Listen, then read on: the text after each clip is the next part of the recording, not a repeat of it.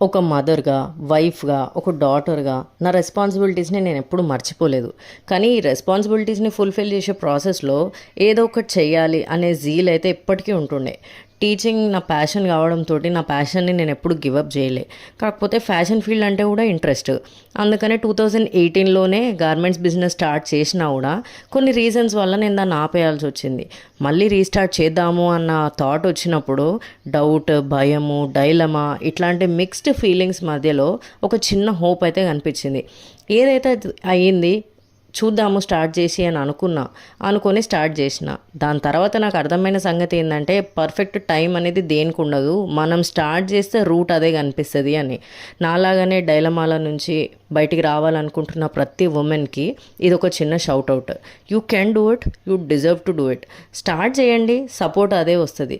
కానీ వేరే వాళ్ళు గార్మెంట్స్ బిజినెస్లో ఎక్సెల్ అవుతురు కదా, మనం కూడా అదే చేద్దామని అనుకోకండి. మీకు నిజంగా దేని మీద ఇంట్రెస్ట్ ఉందో అది చేయండి. You will become your biggest support.